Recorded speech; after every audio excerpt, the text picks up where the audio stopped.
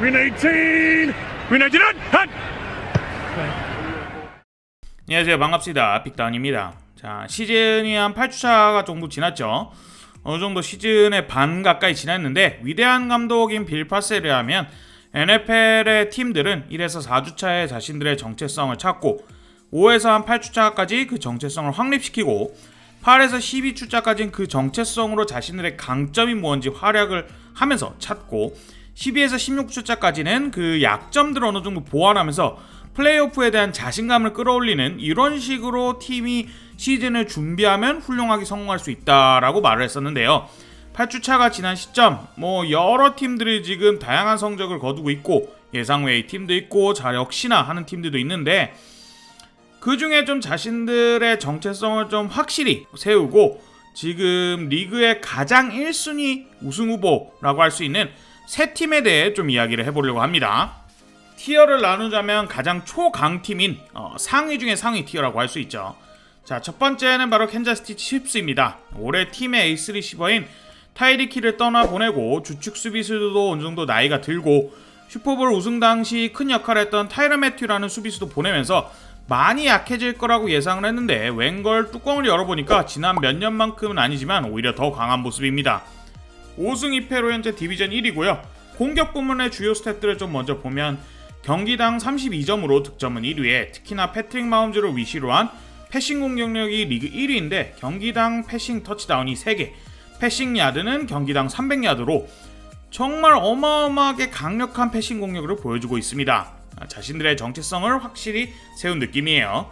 거기다 더더욱이나 놀라운 것은 서드다운, 레드존과 같은 주요한 상황에서의 공격력은 더 좋습니다.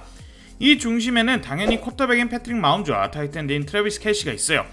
앞서 말했듯 자신들의 1번 무기인 타이리키 힐이 사라지고 또 심지어 작년엔 좀 아몰랑 힐이 받아줄 거야 하고 패스하는 경향도 보였어서 이제 이 젊은 쿼터백에게 위기가 오는 게 아니냐 했었는데 이게 웬걸 작년보다 더 강합니다. 야드는 2159야드로 전체 4위에 터치다운은 벌써 20개, 인터셉션은 단 5개에 불과할 정도로 정말 압도적인 폭격기로서의 모습을 보이고 있는 게 바로 패트릭 마홈즈인데요. 이 0에서 150까지의 패서의 점수를 매기는 패서 레이팅이라는 스탯에서도 리그 2위입니다. 자, 이렇게 되는 데는 바로 타이트엔드인 트래비스 켈시가 핵심적인데요. 기존의 삼지창에서 유일한 무기로 올라섰음에도 그리고 나이가 꽤나 있음에도 전혀 꿀리지 않는 지금 현재 커리어 하이를 오히려 찍고 있습니다. 현재 타이트엔드 중 야드 1위, 터치다운 1위, PFF 점수 1위, 리시버까지 포함한 리스트에서도 야드 12, 터치다운 1위, PFF 점수는 3위일 정도로 이번 시즌 타이트엔드 중에는 최고임을 증명하고 있고 타이트엔드를 넘어서도 리그 최강의 무기임을 알리고 있습니다. 이 둘은 지난 몇 년간 캔자스시티 칩스의 정체성과 같은 롱볼, 빅플레이, 타이리키 힐의 주력에 의한 빅플레이가 아닌 전술적으로 타이트엔드인 트래비스 켈시한테 굉장히 집중을 하면서도 나머지 리시버들을 골고루 뿌려나가면서 패싱에 의존한 다양한 루트의 공격으로 정체성을 잡았는데요. 공을 나눠주는 어느 정도의 약간 공을 배분하는 포인트 가드의 역할로서 패트릭 마홈즈를 활용하고 있고 그게 대성공을 거둬서 오히려 작년보다 더 강력한 공격력을 보이고 있죠. 수비에 있어서도 벤 버나 브레이크 마인드로다가 축구로 치면 이제 점유율은 내주되 점수는 내주지 않는다 이 정도라고 말을 하는 게 그나마 비슷할 것 같은데 칩스는 몇 년간 공격력이 리그의 탑권이었기 때문에 수비력이 그렇게까지 압도적일 필요도 여력도 없었습니다. 그리고 이번에도 이 철학을 똑같이 유지하고 있는데요. 이런 칩스의 수비 에이스는 바로 크리스 존스입니다. 크리스 존스는 내각 수비 라인맨으로 패스를 압박하는 수가 전 포지션 18위, 내각 수비수 사이에는 4위일 정도로 현 시점 칩스를 대표할 수 있는 슈퍼 에이스입니다. 크리스 존스의 파괴력과 함께 리그에서 블리츠율이 8위로 D라인 이외의 선수들을 쿼터백에 쇄도시키는 블리츠 전술을 서슴없이 사용할 정도로 과감한 전술로 쿼터백을 압박하는 비율은 25%의 리그 12위일 정도로 반드시 필요한 포인트에서 강력한 모습을 여전히 보여주고 있어요. 뿐만 아니라 크리스 존스의 내각 장악력으로 러싱 수비에 있어 굉장히 강한 모습을 보이고 있는데 경기당 허용 러싱 야드는 92야드, 터치다운은 0.4개에 불과할 정도로 일선에서 굉장히 단단한 모습입니다. 이렇게 팀의 실점이 경기당 25점으로 꽤나 하위권에 위치하고 있지만 그럼에도 팀의 승리를 이끌기에는 강력한 공격과 수비의 가장 중요한 부분인 일선에서의 단단함으로 현 시점 슈퍼볼 전체 1위 후보의 초강팀입니다. 두 번째 팀은 바로 버팔로 빌스인데요. 작년 칩스의 슈퍼플레이에 가로막혀서 슈퍼볼 진출에 실패한 빌스가 이 시대의 엣지러셔인 본 밀러를 영입하면서 슈퍼볼에 대한 의지를 한 번 더 불태웠습니다. 그리고 그 의지가 허투루 되지 않는 정말 강력한 모습을 보여주면서 6승 1패로 디비전 1위에 위치하고 있습니다. 공격적으로 보자면 공격적인 스탯들을 득점은 경기당 29점으로 2위, 전진 야드는 경기당 431야드로 리그 1위인 리그에서 정말 최강의 공격진이에요. 특히나 경기당 전진 야드는 2위인 칩스가 400야드로 1위인 빌스와 30야드 가까이 차이가 나는데 2위와 8위의 차이가 30야드 정도 나는 걸 생각해보면 빌스의 공격진이 지금 다른 팀들에 비해서 얼마나 압도적이고 손쉽게 필드를 전진하는지 알 수 있습니다. 특히나 패싱에 있어서 정말 강한 모습을 보이는 게 바로 빌스인데요. 경기당 패싱 야드가 308야드로 1위, 패싱 터치다운은 매경기 2.7개로 2위인 정말 압도적인 모습이에요. 특히나 성공한 패스의 거리를 계산했을 때 빌스는 평균적으로 매 패스가 7.3야드를 갈 정도로 리그 내에서 장거리 패스를 두 번째로 많이 성공시키는 정말 폭발적인 공격력을 보유한 팀이 바로 빌스이기도 합니다. 이는 쿼터백인 조시 알렌과 리시버인 스테판 딕스 덕분인데요. 조시 알렌은 어깨와 러싱까지 가능한 현실의 대표적인 듀얼 스랩 쿼터백입니다. 패싱 야드 부분에서는 3위, 패싱 터치다운 부분에서 2위, PFF 점수에서는 1위로 현 시점 MVP 1순위 후보에 위치한 선수가 바로 이 선수예요. 러싱 능력은 옛날부터 알고 있었지만 그 뒤에 강인한 팔, 그리고 작년까지는 포켓 밖에 벗어나서 빅플레이를 만들었다면 올해나 작년 말부터 포켓 안에서 상대의 수비를 분석하고 약점을 찔러 넣는 이러한 판단 능력까지 굉장히 상승한 모습을 보여주면서 이 팀 내 공격을 진두지휘하고 있는데요. 이러한 조시 알렌의 1무기가 바로 스테판 딕스입니다. 이전에 미네소타 바이킹스 소속으로 미니애폴리스 미라클의 주인공이자 버팔로 빌스가 팀의 어린 쿼터백인 조시 알렌을 돕기에 데리고 온 선수인데 이게 그야말로 잭팟을 터뜨렸죠. 그의 등장 이후로 조시 알렌 성적은 정말 급상승했는데요. 올해 다시 한번 정말 그 어마어마한 기량과 조시 알렌과의 대단한 호흡을 선보이면서 현재 리시빙 야드 부분 2위, 리셉션 그러니까 즉 캐치 횟수 3위, 터치다운 1위로 리그의 초특급 에이스 리시버 역할을 수행하고 있습니다. 버팔로 빌스의 수비를 보자면 현 시점 최강의 팀답게 수비에서도 압도적인 모습을 보이는 게 바로 빌스예요. 경기당 10점은 14점으로 리그 1위이고 경기당 허용야드도 298야드로 3위, 러싱과 패싱 양면에서 모두 안정적일 뿐만 아니라 기회 창출인 턴오버는 경기당 2개로 리그 2위에 인터셉션은 리그 1위죠.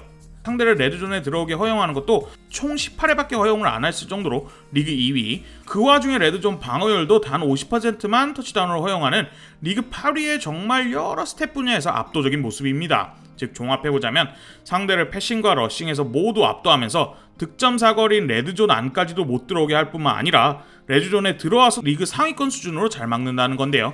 이렇게 빌스가 수비가 강한 이유는 제 생각에 가장 107은 바로 본 밀러예요. 빌스로 오래 이적을 하면서 우승 경험 없이 4연속 슈퍼볼 준우승만 한 빌스의 팬들, 속칭 빌스 마피아들의 한을 풀어주겠다라고 선언한 21년차 베테랑 본 밀러는 거의 전성기 폼을 되찾은 듯 어마어마한 활약을 보여주고 있습니다. PFF 점수 기준으로 자신의 포지션에서는 6위, 모든 수비수를 통틀어서는 11위에 위치하고 있을 정도로 리그의 탑급 선수임을 다시 한번 보여주고 있는데요.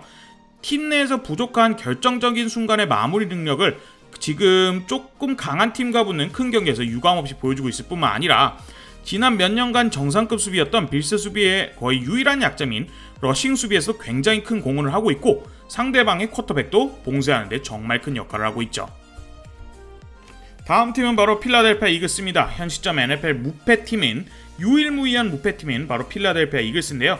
올해 시즌이 시작하기 전까지만 해도 쿼터백인 제일런 허츠만 잘해주면 이 팀은 대박이다, 이 팀은 허츠가 잘해주는 만큼 해줄 것이다 라는 이야기를 들을 정도로 팀 전체가 완성도가 굉장히 높았는데 뚜껑을 열어보니 이게 웬걸, 제일런 허츠가 팀 내에서 제일 잘하는 존재로 성장을 하면서 유일한 7승 연패 무패의 전승의 NFL 팀입니다.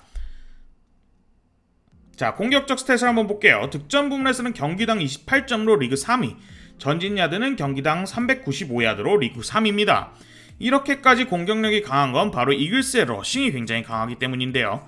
러싱을 한 경기에 35번이나 시도하면서 이게 이제 리그 내에서 두 번째로 러싱을 많이 하는 팀입니다. 팀이라는 뜻인데 한 경기에 평균 2개의 러싱 터치다운을 기록할 정도로 정말 줄기차게 러싱을 하고 또 그 러싱으로 성과를 거두는 굉장히 피지컬한 팀이에요.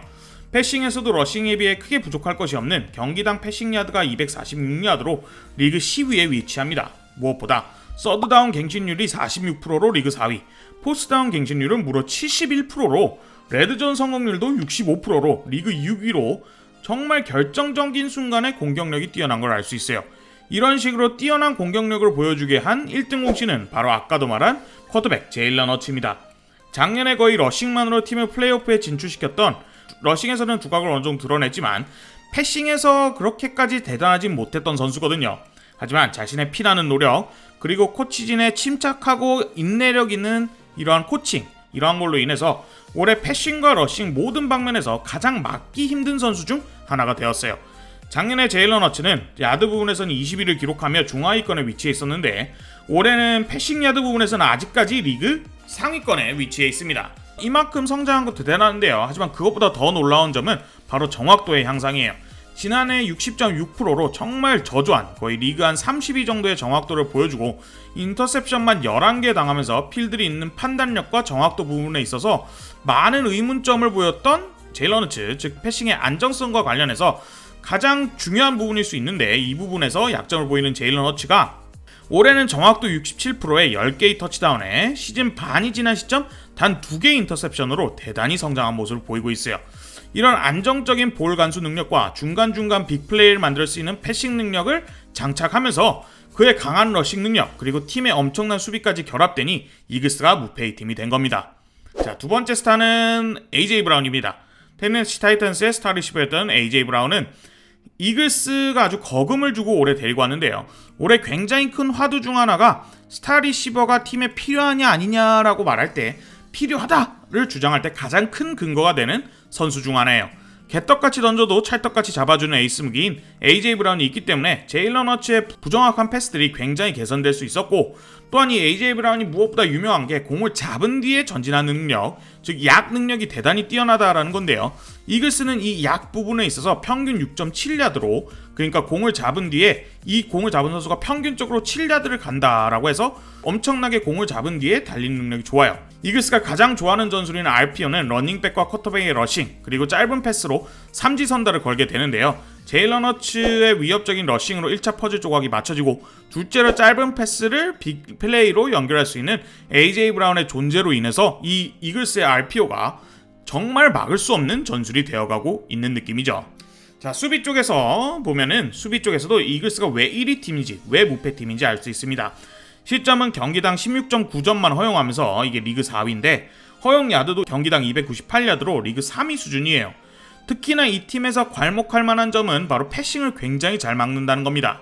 안 그래도 강력한 리그의 엘리트 일선 수비에 시즌 중반에 베어스에서 준수한 화력을 보여주는 베테랑 로버트 퀸을 영입해오면서 브랜든 그램, 하산 레딕과 함께 안 그래도 강력한 패스러시 부분에서 이 깊이를, 로스터의 깊이를 더했고요. 이들의 강한 압박과 함께 리그 내에서 좀 가장 강력한 코너백 듀오일 수 있는 제임스 브래드베리와 다리우스 슬레이 듀오의 활약이 대단합니다. PFF 기준으로는 패스 수비, 즉 커버리지 기준으로 봤을 때 리그의 모든 코너백들 중 다리우스 슬레이가 7위, 브래드베리가 9위인데요. 이들을 향해 던지는 쿼터백의 평균 패스 레이팅, 즉 0점에서 150점 정도 사이의 점수로 쿼터백을 평가하는 게 이제 패스 레이팅이고, 쿼터백들이 이 선수들한테 던졌을 때 이 패스 성적, 패스 레이팅이 몇 점이냐라는 거에 있어서 리그 2위와 4위입니다. 즉 브래드베리와 슬레이 쪽으로 패스를 던지는 쿼터백들은 슬레이 쪽은 150점 만점의 점수 체계에서 31.2점을 받을 뿐이고, 브래드베리 쪽으로 던지면 쿼터백들은 39.8점을 받을 뿐이죠.